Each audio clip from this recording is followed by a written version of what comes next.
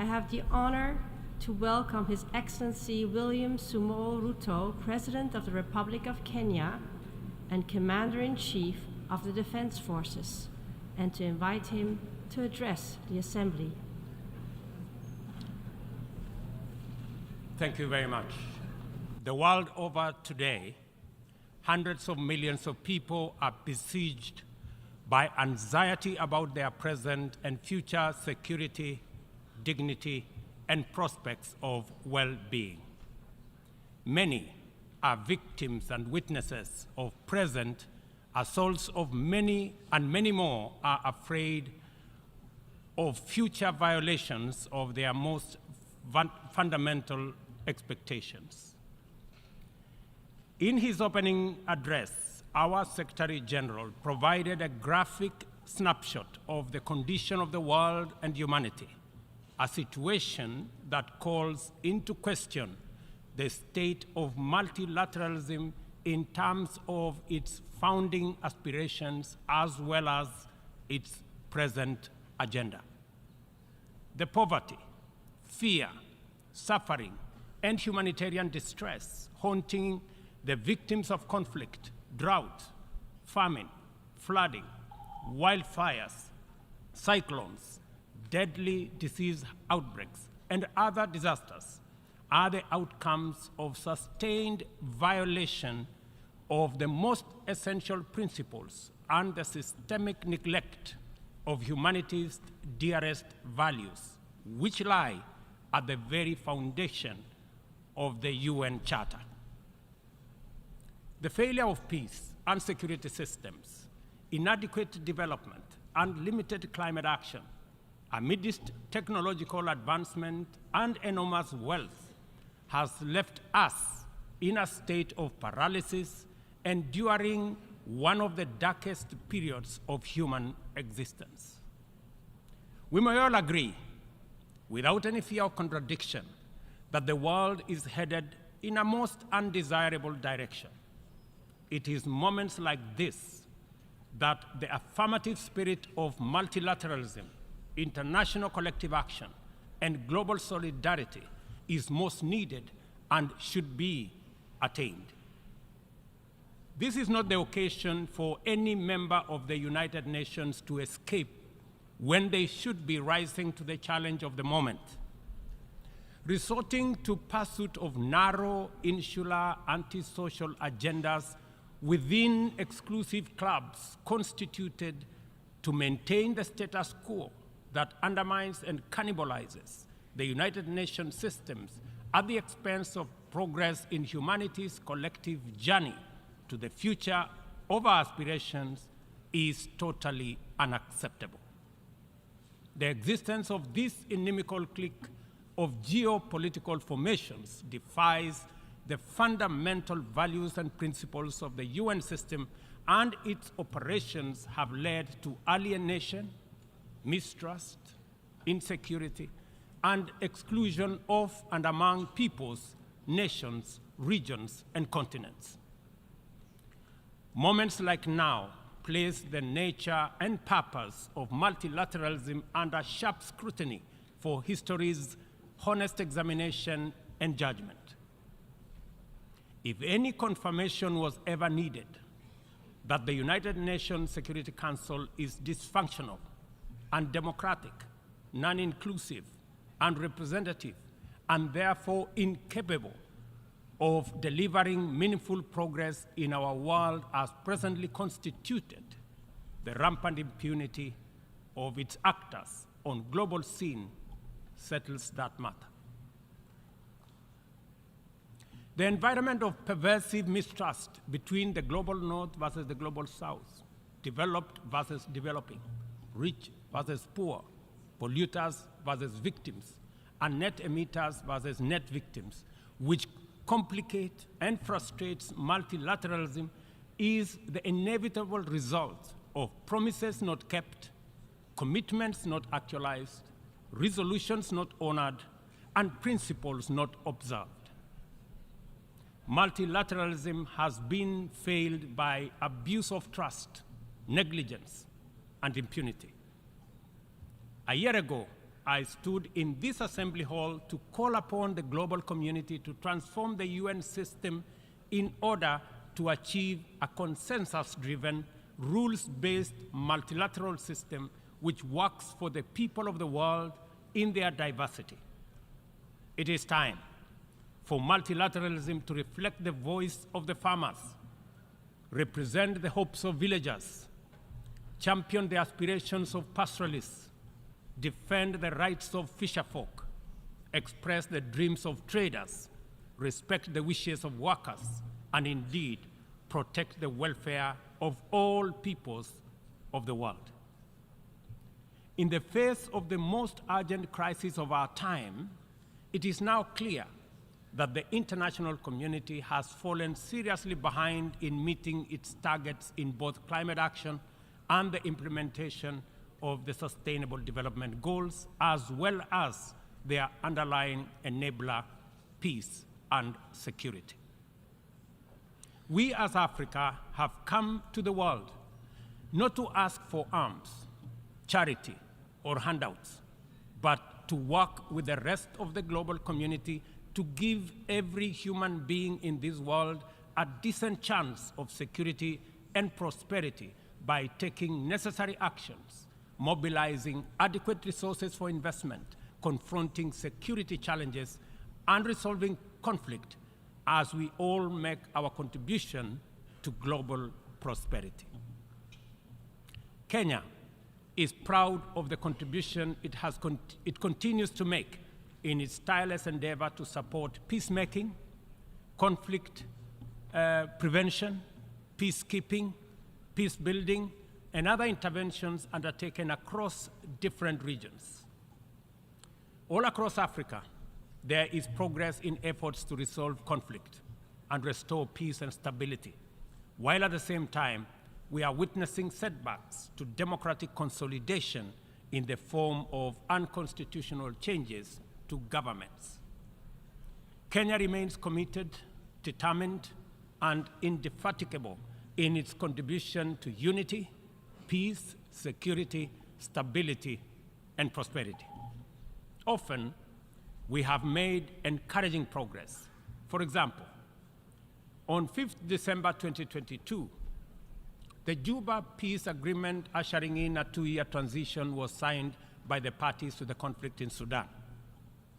A day after, the Inter-Congolese Dialogue on EAC-led process and concluded its 3rd session in Nairobi. The following day, the government of Somalia and Somaliland agreed to resume reconciliation.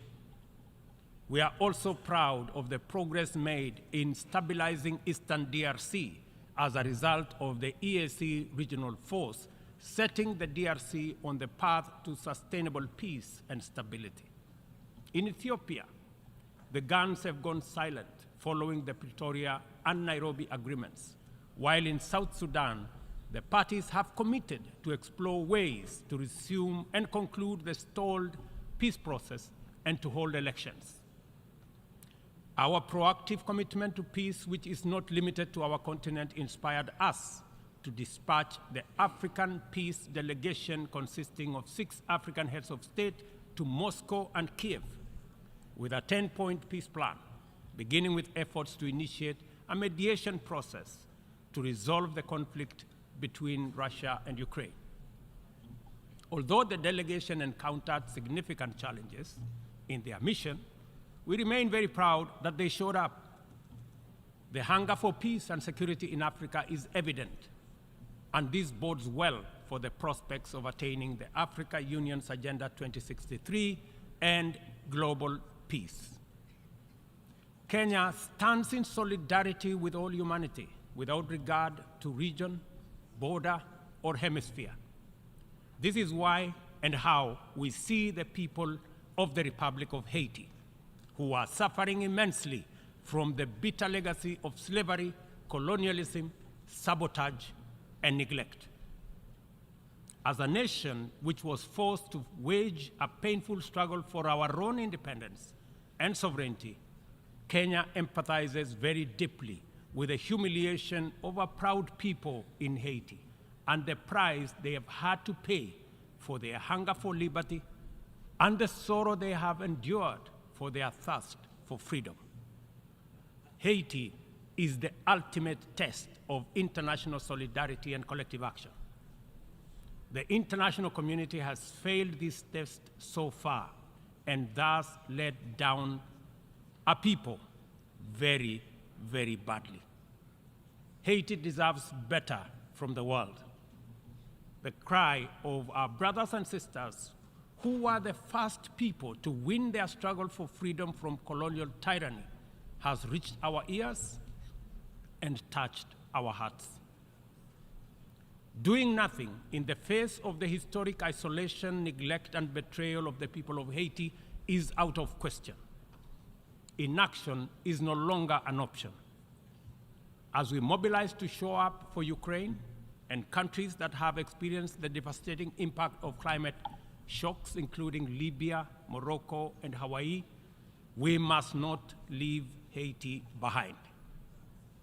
We must commit to show up in the spirit of solidarity to support a people regain their political and socio-economic footing by reinforcing the underlying enabler that is security.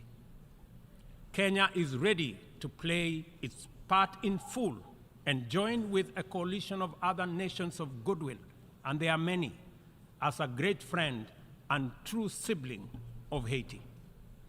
We urge the United Nations to urgently deliver an appropriate framework to facilitate the deployment of multinational security support as part of a holistic response to Haiti's challenges. We call on the Security Council to contribute positively by approving a resolution under Chapter 7 that tailors the security support mission to the specific needs of Haiti and its people. This should be part of a comprehensive strategy that includes delivering humanitarian aid, supporting livelihoods, instituting reforms, and fostering a political process guided and owned by Haitians, all in the aim of enabling free and fair elections within a reasonable time frame. We are encouraged by many countries which have already stepped forward to take part in this solidarity. We must recognize that stability, peace, and security form the foundation on which the pursuit and realization of sustainable development and climate action stands. This realization must enable us to formulate strategies which treat these initiatives as interconnected, mutually reinforcing, and complementary dimensions of a single agenda. The tragic spectacle of young people from Africa boarding rickety contraptions to gamble their lives away on dangerous voyages in pursuit of opportunities abroad, either as conflict, climate, or economic refugees, is a statement of the failure of the global economic system. At the recently concluded Africa Climate Summit in Nairobi, we undertook to begin the journey to course correct and execute a paradigm shift in our pursuit for development and climate action. First, we recognize that both climate action and sustainable development goals must be pursued simultaneously with greater resolve, urgency, and ambition. No meaningful development can take place in countries that are also struggling with climate shocks, and yet, at the same time, the frequency of climate emergencies impedes any meaningful development. As a defining outcome of the Africa Climate Summit, we committed Africa to consider the dual problems through an opportunity lens and deliver effective solutions by pursuing a fresh trajectory. Development is a basic necessity for every society. It must happen one way or another. There should be no doubt about that. Annually, 30 million young people in our continent need jobs, and many more need food. Half of our continent is in the dark without access to electricity in 2023, while hundreds of millions can only cook using biomass because they have no electricity. This is why the commitment of African nations in the Nairobi Declaration is both radical and transformative. Development, in our opinion, is a fundamental imperative, and green growth is the only sustainable way to achieve it. From our standpoint, there is no need to be trapped in a false choice. Sustainable development is robust climate action, and climate action is development.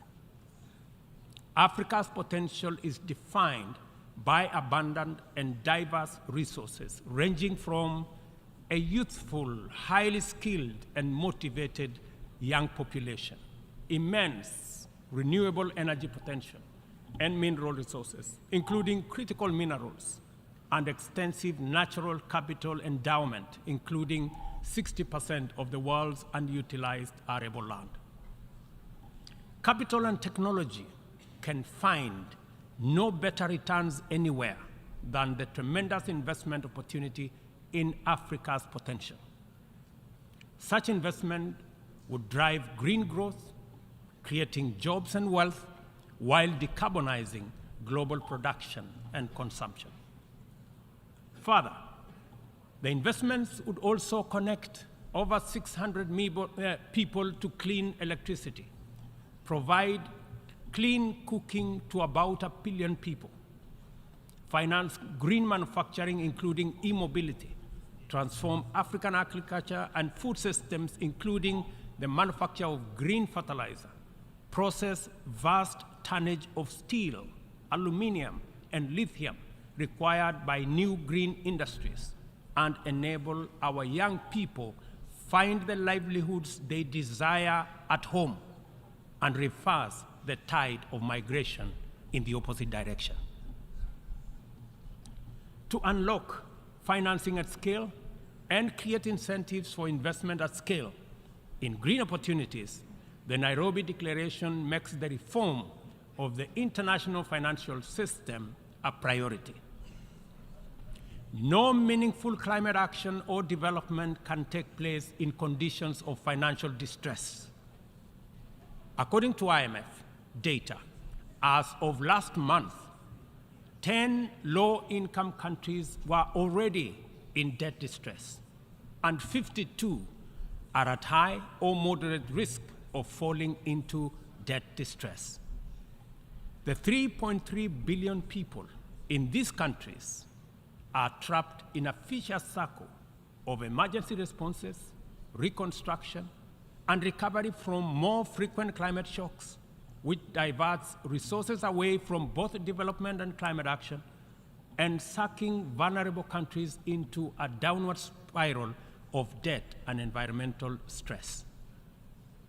The global community must therefore develop a debt restructuring initiative that does not wait for nations to plunge over the cliff into debt distress before providing relief. Rather, the new sovereign debt architecture should extend the tenure of sovereign debt and provide a 10-year grace period for countries that are in debt distress. The second financing intervention relates to concessional financing. It is time to work with the international financial institutions to provide more concessional loans, approximately to the tune, in our estimation, of about $500 billion, and to provide increased liquidity support through special drawing rights with a minimum target of what was obtained during the COVID pandemic of $650 billion. Access should be based on specific needs, not entitlement, and this necessitates changes to the allocation mechanism different from what we saw during SDRs for COVID. The third critical reform is that of the financial market reorganization. The entire system of risk assessment and the opaque methodologies employed by credit rating agencies and risk analysis needs to be overhauled at the minimum.